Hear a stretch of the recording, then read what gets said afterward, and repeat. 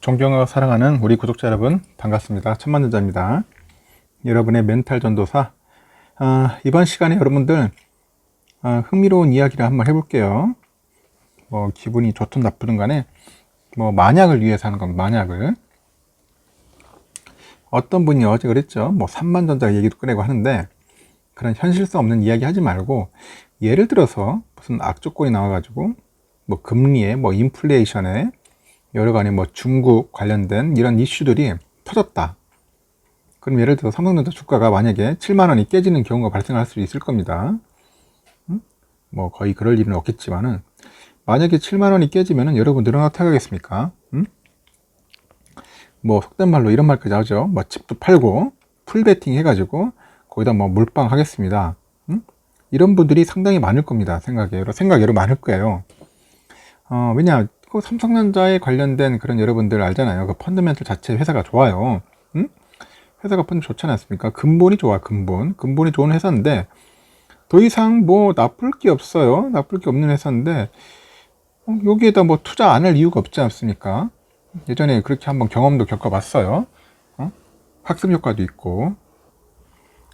예전에 그 천만전자 제가 한번 올린 영상도 하나 있을 겁니다. 예전에 코로나19에 그때 한때 유행했죠. 작년 3월에 막 주가가 막 급락을 해버렸어요. 생각지 못하는 그런 주가 급락. 그때 이제 삼성전자의 인생을 건 남자가 있어요. 인생을 건 남자. 왜 그 사람은 인생을 걸었을까? 모두가 다 위기를 말했는데, 그는 외려 인생을 역전할 기회라고 생각을 한 겁니다. 그래서 살던 집까지 팔았는데 그때 돈이 대략 한 29억 정도 됩니다. 29억을 팔아가지고 이제 풀베팅 때린 거예요. 한번 때렸죠. 시원하게. 근데 그 사람도 뭔가 뭐 그냥 뭐 아무 생각 없이 하지는 않았을 것 같아요. 뭔가 확신이 있었으니까 뭐 살던 집까지 팔아가지고 29억을 이제 풀베팅 한 거라 합니다.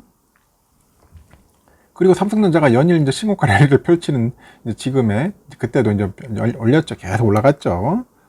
올라가가지고 결론은 이 사람도 대박을 터뜨린 겁니다. 대박을 터뜨렸다, 결국. 대박. 하여튼 이분은 내가 볼 때는 뭐 파는지 안 파는지는 그 이후로는 모르겠지만은, 하여튼 엄청난 그 상승률, 자기 그 상승률에 의해서 굉장히 만족을 했을 겁니다. 참 대단합니다. 그 당시 때 보니까 이게 꽤 된 건데, 12월 31일 날 그때 됐으니까 68,000원까지 막 올라갔다 하더라고요, 한때. 그래서 막 7만원대까지 막 올라가니까 막 난리 난 거죠. 이 당시 때 막 4만원대 사다가 갑자기 6만원대 올라가니까 거의 한 50% 이상이 이제 뭐 급등을 해버린 거죠. 쭉 해서 올라가는 거니까. 그래서 이제 결국 이 사람은 뭐 일단 주가가 한 20% 이상 급등을 했다 하더라고요. 그래서 장중에 뭐 69,000원을 넘어서 7만원대까지, 그때 작년이니까 작년 기준으로 했을 때. 그래가지고 홀로 이제 미소를 지었다. 뭐 그런 그 커뮤니티 게시판에 통해서 알려진 겁니다. 그 3월 19일 날 주당 42,000원대까지 내려갔었어요. 막 그때 서킷 브레이크까지 걸려가지고, 그때 삼성전자를 65,000주 대량 매입을 한 거죠. 대량 매입. 일단 그 사람은 그랬어요. 2008년에 10월 이후에 삼성전자가 11년 5개월 만에 차트 하단을 찍었다. 2008년 10월 이후. 2008년 10월 이후 한 11년 반 만에 차트 하단을 찍었다. 제 인생을 걸었다. 부디 한강에 안 가게 삼성전자 주식 매수 운동에 동참해달라. 뭐 그렇게 이야기를 하면서 결국 막 일종의 도박과 같은 행동을 한 거예요. 근데 매입 나흘 만인 또 23일 또 주가 또 폭락을 해. 또 떨어졌어요. 또 샀는데 푹 떨어졌는데 오를 때다니 또 떨어졌어, 이렇게. 그래서 또 이 사람도 좀 약간 멘붕 오지 않았겠어요. 근데도 이제 흔들리지 않고 오직 삼성전자만 맹신한 결과 결국 나중에는 해피 엔딩이었다. 해피 엔딩. 우리도 결국은 이제 해피 엔딩을 하고 싶잖아요. 해피 엔딩. 근데 그 해피 엔딩을 하려면 어떻게 해야겠습니까? 결국 존버할 수밖에 없어요. 버텨야죠. 버틸 수밖에 없습니다. 하여튼 그분은 버텼어. 젊은 친구 같은데, 내가 볼 때는 젊은 친구는 아닌 것 같다. 좀 나이 좀 있을 것 같은데. 하여튼 해피 엔딩을 했는데, 그 당시 때 삼성전자 시총 1위 대장주답게 뭐 주가는 금방 회복했어요. 8달 만인 11월 말에 7만원대를 이제 목전에 두고 있었고, 25일 종가 기준 예상되는 그의 시세 차익이 한 15억 정도 벌었다는 거죠. 무려 50%가 넘는 수익률을 기록한 셈이었고, 거기다 삼성전자 주가는 더 올랐죠. 멈추지 않고 계속 오는 겁니다. 그 당시 작년에도 막 목표 주가 막 9만 원씩 찍고 목표 주가 9만 원씩 올리고 그랬었어요. 막 한참 막 6만 7만 전자 할 때도 막 8만 전자 이상 간다, 8만 6,800원 간다, 막 9만 간다, 막 그렇게 찍었는데 장이 좋긴 좋았죠. 그게 급등하긴 급등을 했는데 이때 이 사람은 진짜 오랜 세월을 삼성전자를 보고 있었던 거예요. 내가 볼 때는 오랜 세월 좀 투자를 했고 이제 이렇게 떨어졌을 때가 최고의 저점이구나, 기회구나 해가지고 결국 이 사람은 자기의 모든 재산 29억을 풀베팅 시켜가지고 순간적으로, 그래 순간도 아니지 뭐 몇 달 버텨가지고 이제 50% 이상을 내는 겁니다. 지금은 이제 거의 2배죠. 배로 온 거죠. 배로 100% 버는 거죠. 거의 한 30억 가까운 이제 수익을 얻은 겁니다. 이렇듯 제가 볼 때는 뭐 예를 들어서 지금 8만 전자인데 이게 7만 전자 갔다가 다시 6만 가겠지만은 만약 예를 들어서 7만 전자 버팅기다가 이게 깨졌다, 6만으로 떨어졌다, 그럼 이때 가만히 있겠어요? 여러분들 풀베팅 때릴 거라고요. 엄청난 투입을 할 거예요. 왜냐면은 삼성전자 자체가 뭐 기업이 부실해 가지고 하면은 풀베팅 하기는 조금 무리일 수도 있어요.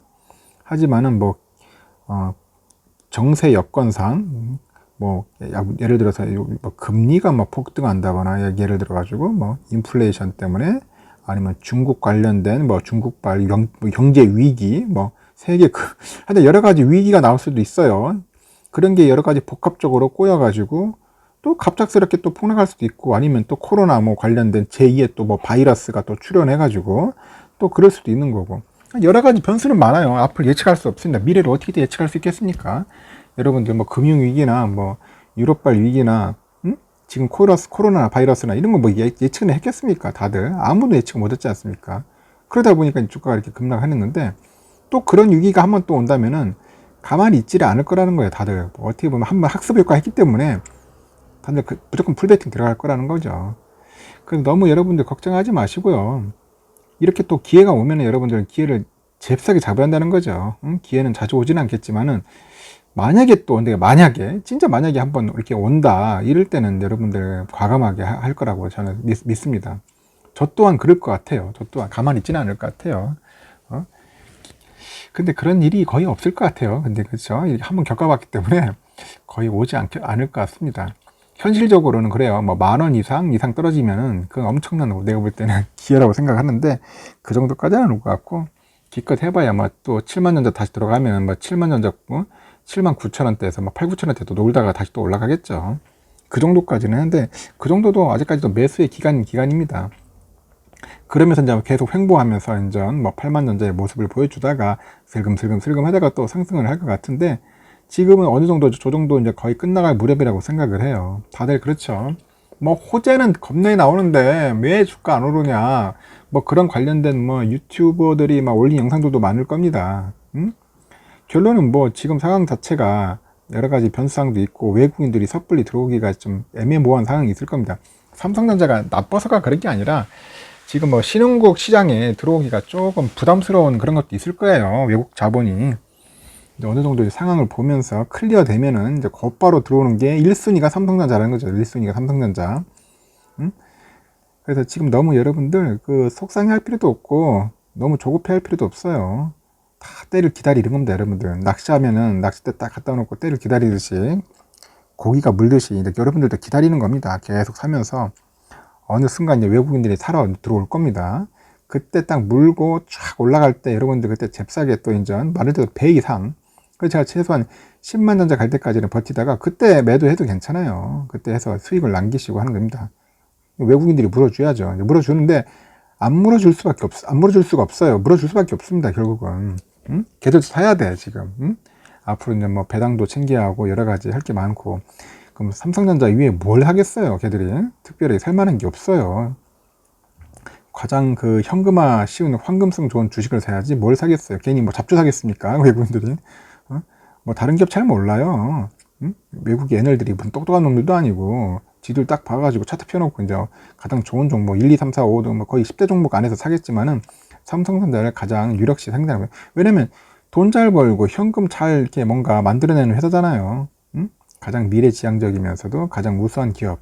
그러다 보니까 삼성전자고, 여러분들 아시다시피 뭐 메모리, 30년 이상 1등, 응? 낸드 플래시 20년 이상 1등, 그런 기업이 어디 있어요? 응? 스마트폰 또한도 막강하죠. 여러 가지 부분에서 이익을 잘 내요. 근데 TSMC는 제가 비교하면은 TSMC 뭐 시스템 반도체밖에 없어요.